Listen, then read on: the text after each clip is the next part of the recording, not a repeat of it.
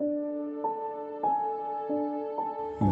back to another episode of the This Is My Bourbon podcast.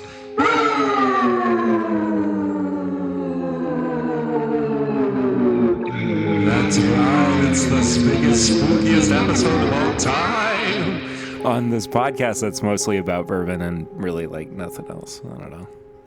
I'm Perry. Eric's here with me. I'm going to take the car. I'm going to go to Mom's. I'm going to kill Phil.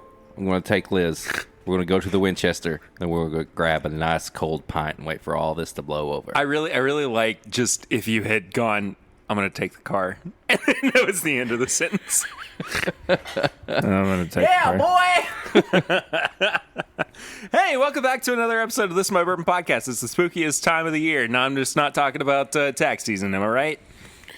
Spooky, scary skeletons, shivers on your spine. I can only do so many edits. You know that, right?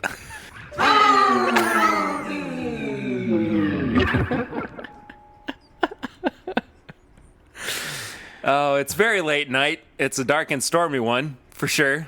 And here we are recording this podcast, which you are listening to currently. In your ear holes.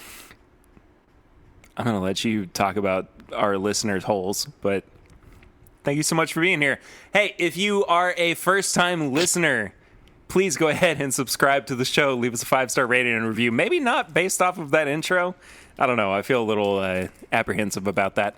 But if you are returning, thank you so much for being here. Check out all of our apparel and merchandise on bourbonshop.threadless.com.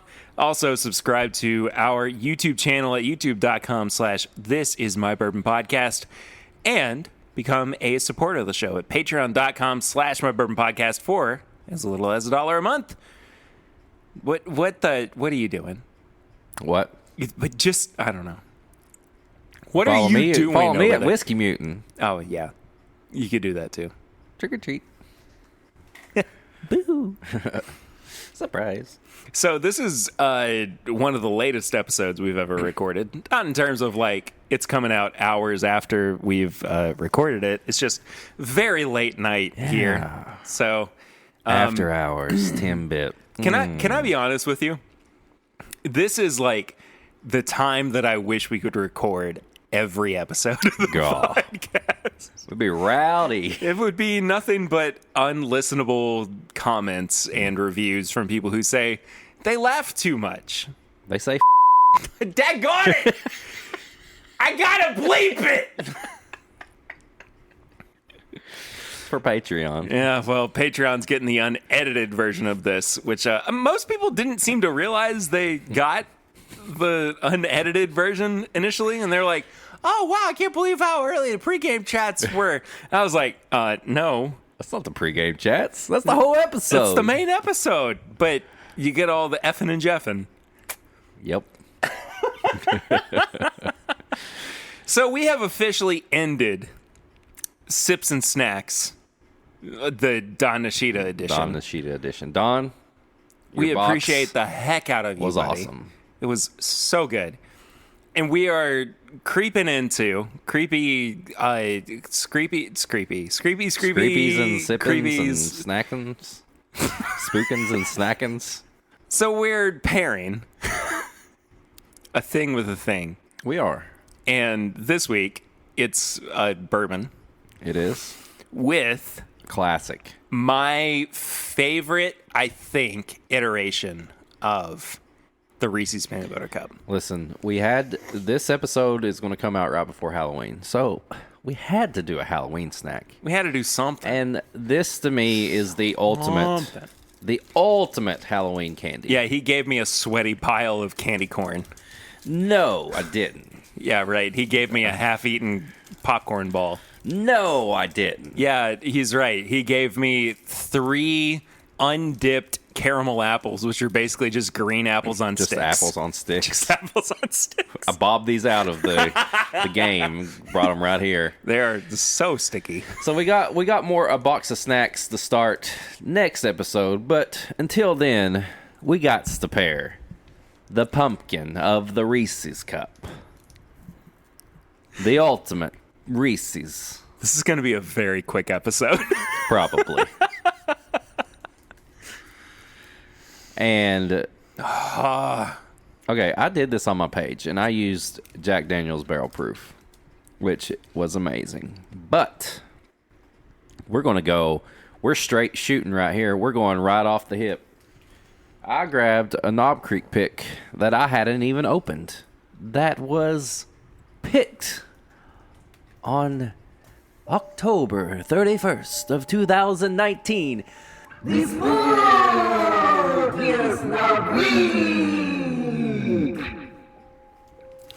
What this episode lacks in length, it makes up for in extreme edits. This is a 16-year-old Knob Creek pick. I took a sip, and I need some time with this one. Oh, wow. Yeah. See, this was, like I said, this is right off the hip. Like, we're going to pair this with this Reese Cup because I really don't think you could go wrong with a Knob Creek pick and a Reese Cup. No, absolutely not. But the fact that this is 16 years old, yeah, we need a second. This is an extended edition of Spooks and Pears or whatever we call this. Oh, wow, that's really good. It's weird because it makes the Reese's like spicier.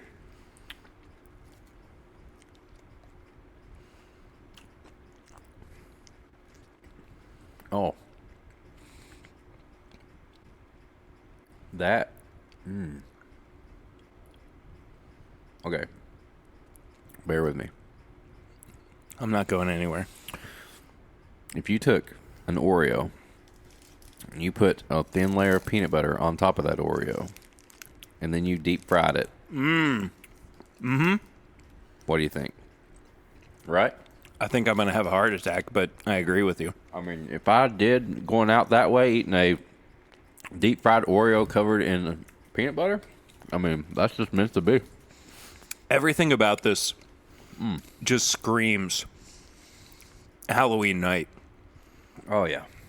Like reaching into the pot of candy. Just eating too much candy when you're not supposed to. And Exactly. Just going for it. But dipping into a bottle that you love, but you're kind of only saving for yourself. Right. This is that kind of pairing. Yeah.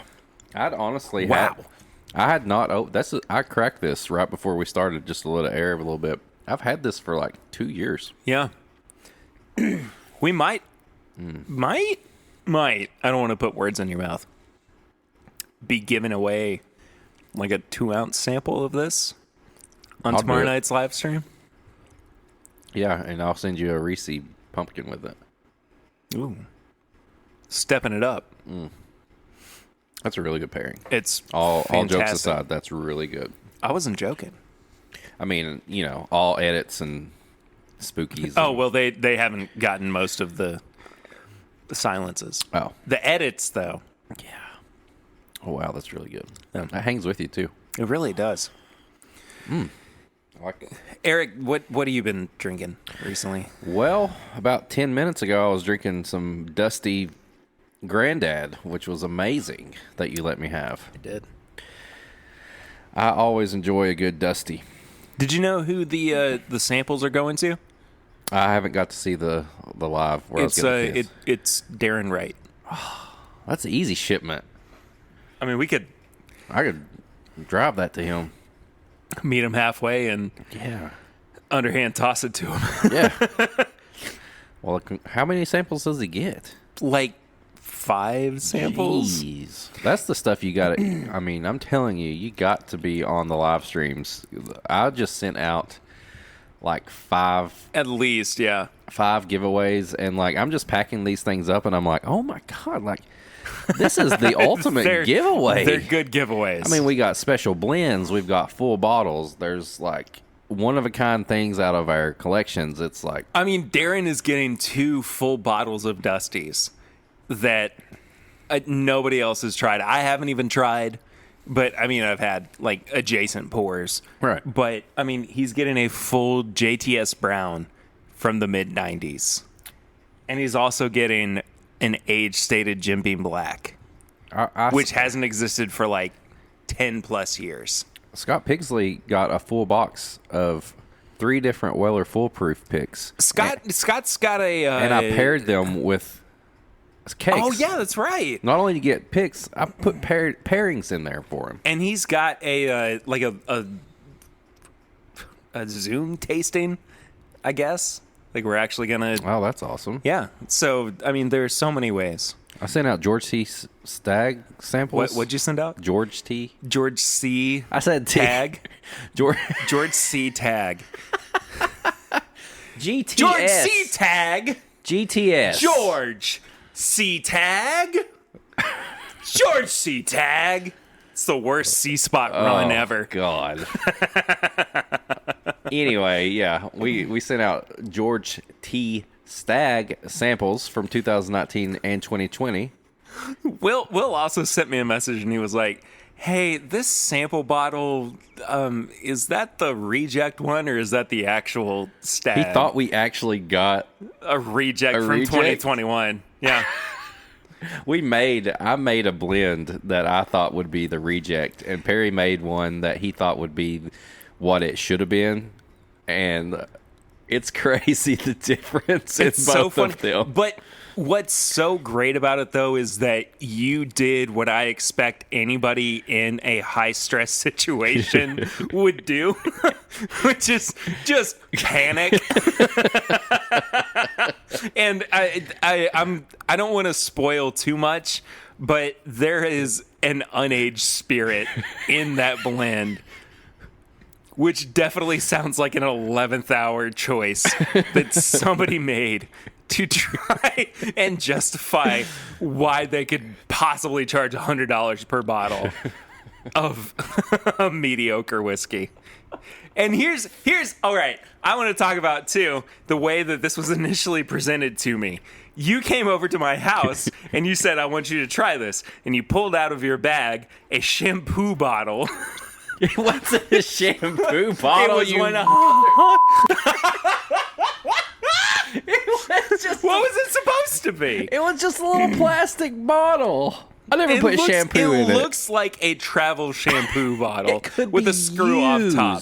It could be used. I know, for but one. I agree with you. But it just looks like somebody took it on vacation and didn't want to take their entire bottle of shampoo with them. See, if I didn't justify it, people would be thinking like there's a thing of Head and Shoulders, and you're just drinking bourbon out of Head and Shoulders bottles. But it does look like a repurposed travel bottle. I won't disagree. Okay. Well, you pulled that out and you go, "I want you to try this." And I was like, all right.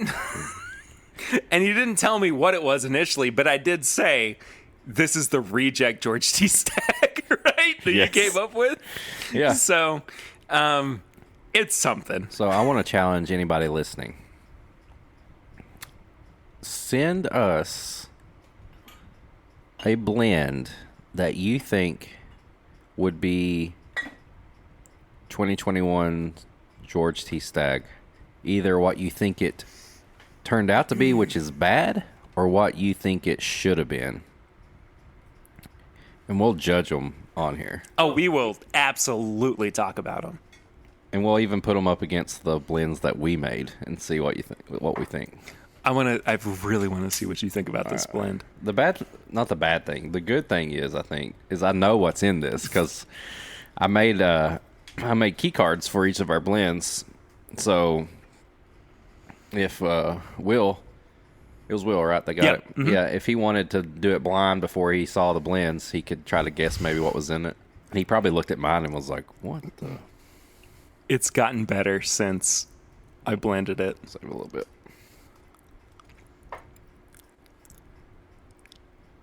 Okay. Oh wow, that smells like cherry Coke. Which is not dissimilar to what people say about George T. Stag, right? I mean, some of the best Stag Junior stuff is just like cherry Coke to me. Oh wow, Buffalo Trace. I mean, maybe you need to hit up Perry here. Talk to me about about some blending. If you knew the ingredients, though, it may be It would there may be some probably upset negotiations. a lot of people. Yeah. Oh wow. But the general consensus behind this was Buffalo Trace tried their barrels that they wanted to put into George T. Stagg, and they didn't live up to those standards. Which is what they said. Exactly. So I took the approach of they were trying to source from people that were close to them or had quality products. And I genuinely think that this resembles a George T. Stagg release. Dude, this, like, on the finish is like a blackberry cobbler. No joke. It's like dark fruit pie or something like that. Can't say that for my blend. Well, yours involved something that shouldn't belong in a bourbon blend. Normal episode. It's so good. Patreon just got my ingredients, and I ain't spilling the beans just yet because I want to see if anybody sends something in. I really do love the nose on this. Dude, it's really good. I got to give it up to you on that. That's really good. But it shouldn't be. Like, I literally just saw was like, what you put in there. No, but I know, but it was just things that I was like, this would make a really good blend. And it did. But is it George T. Stagg, though? I don't know if it's George T. Stagg. I just know it's... Did that little, like, splash, though, help it out enough? Yes. So I know what you're... Yeah. But before, it was, like, all front of the palate. Mm-hmm. I think that's what I'm getting on the back. A little too sweet, too. Yeah. But this actually helped to kind of round it out and make it into... That really dark, bold flavor that you usually get with GTS. It's good. I think this could even benefit from a double barreling. Not very long. I'm thinking like 6 weeks. Maybe. I'm really, really happy with this blend. Let's just get a couple more bottles of all the stuff you put in that and make like a whole let me try to just finagle a couple of those bottles. I really like it'd be damn near impossible. But like there were a couple of things where I need to provide what is basically the home base for it. Yeah. Right? And I mean, I even threw a little bit of mash bill too in there to give it a bit more spice, give it a bit more bounce that might be missing with a slightly lower aged mash bill 1 from Buffalo Trace. And I think aside from the one product that offset all of the proof, that really made all the difference. Yeah. I mean, I probably could have gone with those 3 ingredients and been really, really specific about it, but I don't think that Stagg is that easy to make. No. So I had to dig. I had to grab a couple bottles that were going to provide a little bit more depth and everything. So this is the long way of saying, get in on the giveaways. Okay, I got one more question. Okay. Right off the top of your head. Think of everything that you put in that blend as a single pour at a bar. How much would that blend cost? Ooh. These are single, like even just half-ounce pours of all that stuff. Right off the top of your head. Just Hold on. I mean, north of like $150. Oh, I was thinking At least. I was thinking $200 to $300. No, I mean it's I didn't put no scrubs in that blend. No, all of them. They were hitters. There's stuff you won't even find at a bar. But I'm going off of like retail. Yeah, that's what I'm saying. You know, I agree with you. I mean, if you got a flight of the 5 or 6 different things that went into it, it'd easily be $300 to $400. Yeah. Like even the base component of it. Yeah. Would be $50. Yeah. So I ain't skimping. Crazy. That's what we do. That's what we do, man. Eric came on the podcast. Now I'm just blending the best bottles I have. What am I doing? I'm going broke. We're going to review Larceny today. Just Larceny. Yeah, Just we the don't small have anything batch. else. I'm just really sad. I'm in the corner with a bunny hat on. I kind of want to review this bottle that you brought over, though. It's our bottle. Wait, really? Yeah, I even brought an empty bottle so we can have it. Are you serious? This is the one you're talking about, right? Yeah. Yeah, it's ours. Listen, you're the one that had to send the message in order for us to get this. I just had it shipped to my house. This is only the second one that I've had of this particular bottling. Same for me. Unless you're Adam Terry, you just get them like every day. Yeah, what the heck, man? He sent that picture and it was like 135 proof and just the blushing face. Like, oh, He didn't even do a good crotch shot either. I told him it was a 5 out of 10 pick. Not enough crotch, Adam. Sorry. We just opened this. It just came in the mail today. So this is the Mash and Journey Elijah Craig barrel proof single barrel. At 8 years old, 127.7 proof. And I think we decided our little mini main topic is going to revolve around just the bourbon community and picking barrels. I don't even know if we're going to make it that far. But look at all the people that helped with it on the back.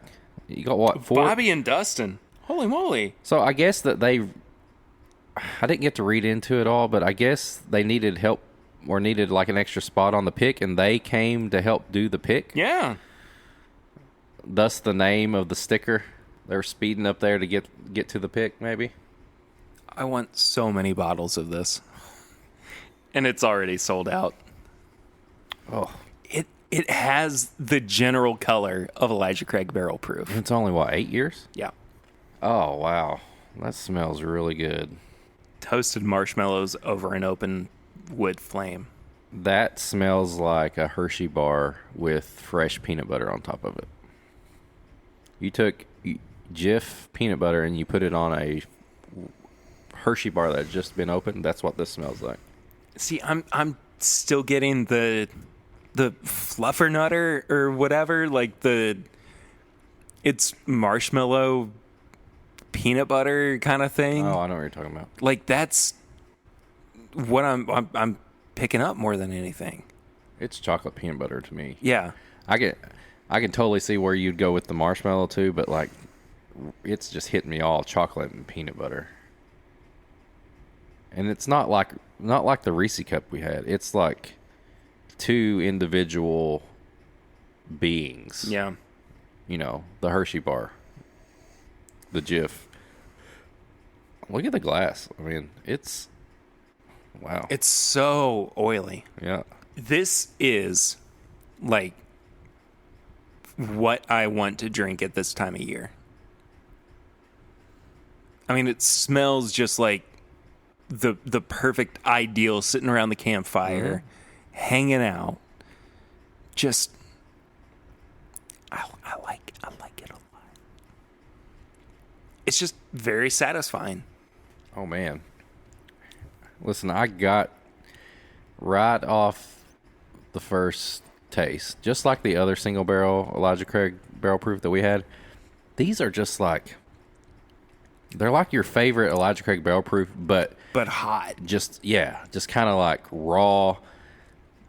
It's just like, just all over the place. Not in a bad way. Just what you would think that Elijah Craig barrel proof should be. Yeah. And I guess that's what it is because it's straight out of the barrel. It's peanut butter and honey and wheat bread. But it's also got this back end spice to it that is that I'm having a hard time putting into words. If you took a peanut butter milkshake and you had added just a little too much cinnamon to it. Yeah, exactly. It's like this like peanut butter milkshake, but then it's like, whoa, they dropped some cinnamon right into that thing. That's what this is. What's the proof? 127.2. I swear I think this was. Did I give you the bottle back?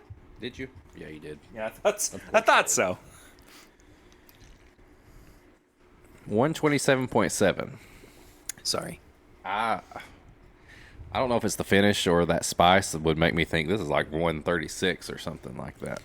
It's just these Elijah Craig barrel proof single barrels are just right up there, like hit you. And it's almost like they do a better job than the Old Forester barrel proof single barrels. I think those. Yeah, well, I think that is mainly a product of the fact that these are older barrels of bourbon. True. You know, at what I've heard is that Old Forester single barrel is like 4 to 6 years old. Yeah, exactly. Like and I mean, that's going to maintain harsher, sharper qualities on the flavor profile. Isn't that the same for Jack Daniel's barrel proof though? Aren't those like kind of that 5 to 6, 7 year old? Yeah. I don't have a counter argument. Either way, I think these Elijah Craig barrel proof single barrels are just hot, but in a good way. Like, yeah, it speaks to what we love about Elijah Craig barrel proof, but in the most like unrefined way possible. Yeah. And it just feels like you're grasping at what made you fall in love with it in the first place. And I don't feel like I've had that kind of response to any other single barrel, right? It consistently has been like, well, this is very unique. This is something that people aren't going to be able to find otherwise. But this seems to have a much more personal affect to it than most single barrels do. Yeah. And again, this is only our second one that we've tried, and we definitely want to try more. Mm-hmm. But it doesn't read like it's off profile. No. It just reads like one specific corner of that profile. Elijah Craig barrel proof Super Saiyan. Just tapping into that energy that it gets before it gets blended into like a batch. Absolutely. It's just like, here it is. And then it's picked by people we know. It's so awesome seeing these, different creators and podcasters and YouTubers getting together and picking stuff like this. Yeah. I mean, I think I feel so much more, like you said, personal to this because I know these people as opposed to going to like a liquor barn and grabbing their pick. Yeah, and I think that is one of the big benefits that comes from being familiar with a small business owner. Yeah. Or a mom and pop shop owner. Or, like you said, a channel runner or somebody who does their own podcast. I mean, as soon as I knew that there was a Knob Creek pick coming out from ADHD Whiskey, I was like, I have to get that. I had to get that. That was like unquestionable for me. And I've loved it so much that there's not much of that bottle left. Almost gone. It's true. It's very true. But the point is, it is okay, I think. Oh, this is going to be a little controversial. It's okay to spend a little bit more on a barrel pick if it's from somebody that you think or will have done a great job in picking it. Oh, I 100% agree. And I don't think that that's anything revolutionary to say, but I do think that it begs repeating in some capacity. Yeah. Because I'm not trying to advocate for only, supporting people on Patreon or whatever, but I mean, that is a really, really good way to get access to things that you wouldn't be able to get a taste of either way. Yeah. So look at small creators. Yeah. I mean, you watch their videos, you listen to their stuff every week, and here you go. Now you can get something that they picked. And most of the time, they're giving people chances to go on the pick with them. I mean, it's the best way to do it. This is really good. If anybody listening has this Elijah Craig barrel-proof single barrel from Mash and Journey, you're in for it if you haven't tried it yet. It's a good one. I'm telling you, I cannot get that peanut butter milkshake with just a ton of cinnamon dipped in it, dropped in it, out of my head. It's so good. And again, I see what you're saying, but that brightness of a marshmallow note or marshmallow fluffernutter is still very, very present. Daggone it, man. That's so good. So good. Ugh. Well, this is a very quick episode, but hey, the moral of the story is support your local creators. Support local. Even if it scares you a little bit. Even if you live in California and that creator lives in Kentucky, support local. Even if it feels a little, what's that word that you've been using this entire month?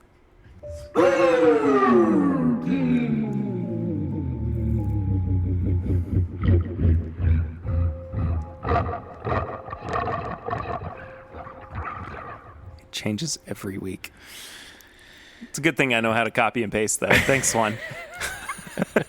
I love what Swan brought to that episode. He's like, just do this. You'll be all right. And I'm like, no, it's not that He easy. walks away, drops the mic, and just walks out. Yeah, well, thanks, buddy. Oh, I want to know okay.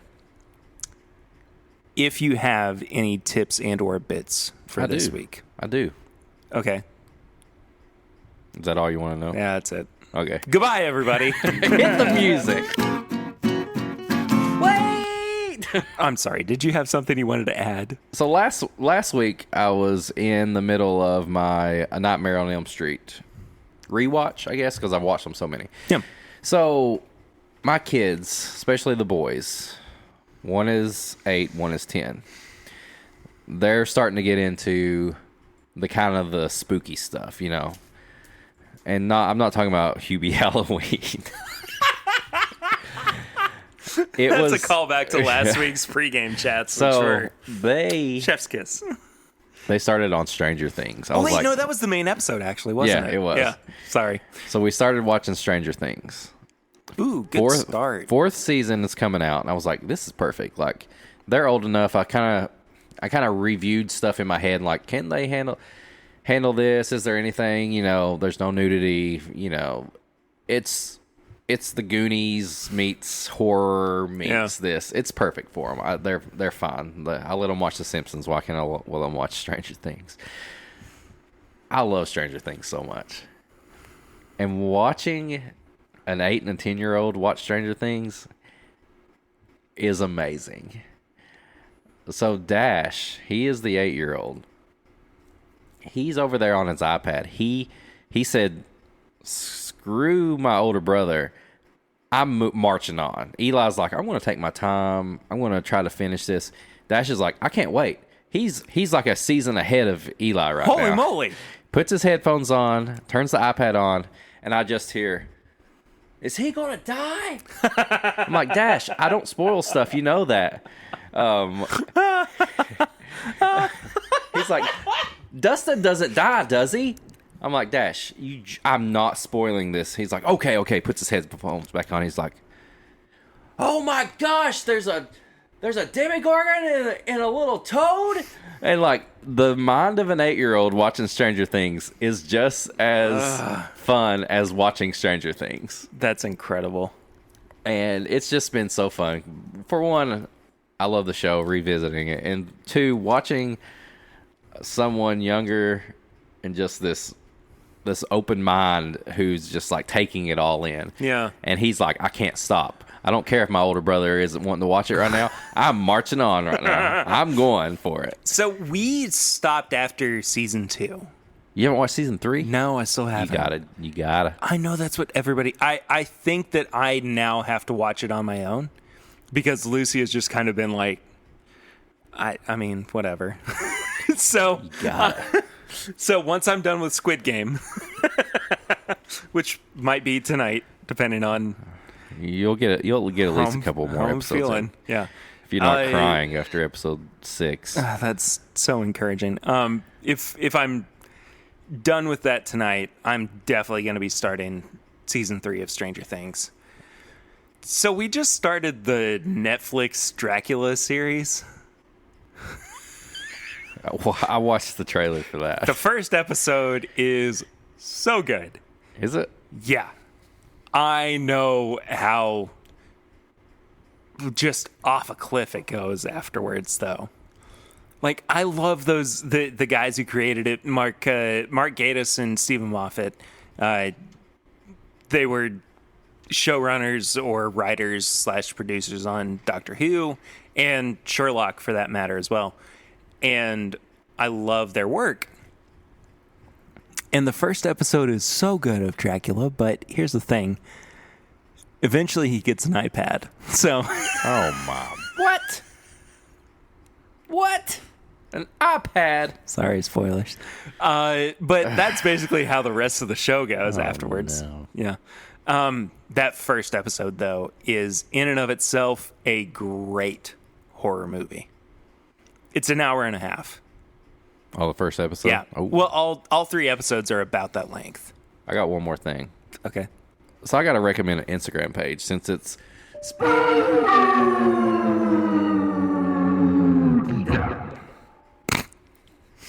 going to be a weird one. So I pair anime and snacks and all that. Well, I have a friend, Mike. He has an Instagram page called Whiskey Morgue. Mm-hmm. And he pairs nothing but whiskey. Cadavers and... Sorry. More, yeah. I hate myself for He's that. got limbs and he's Jeez got... Louise. Mike is pairing I'm so sorry. whiskey and horror movies. That's his thing. It's all, and like, he doesn't just throw a picture up there of just, here's a bottle and here's Michael Myers. He actually goes into details on why he paired it with that and notes and things like that. So just go give him a follow. Whiskey Morgue. He was on a live with me the other night on my Instagram page. Really cool page, especially for the spooky season. Whiskey Morgue on Instagram. Check it out.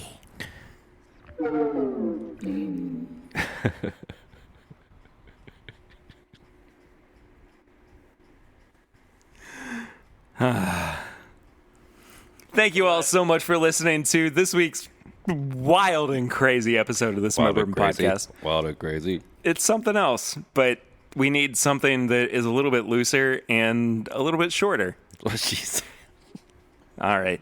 Well, if you want to follow me personally, I'm at pritter1492. The show itself is at My Bourbon Pod on Instagram, Facebook, and Twitter. Eric, where can people follow you? You can find on me social media.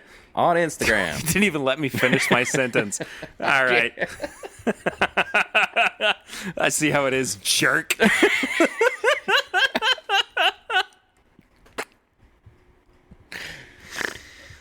Instagram. At Whiskey Mutant. All the pairings. Go follow me.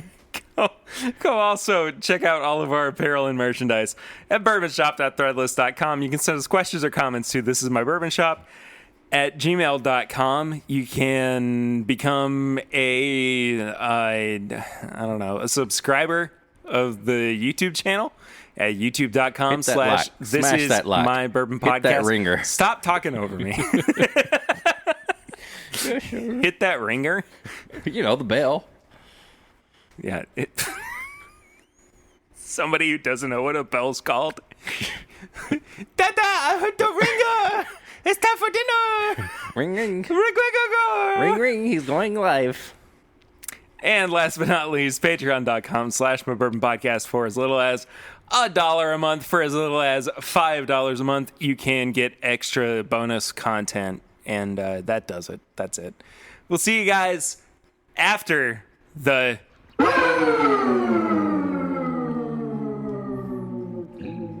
season, which is like a literal week away from now.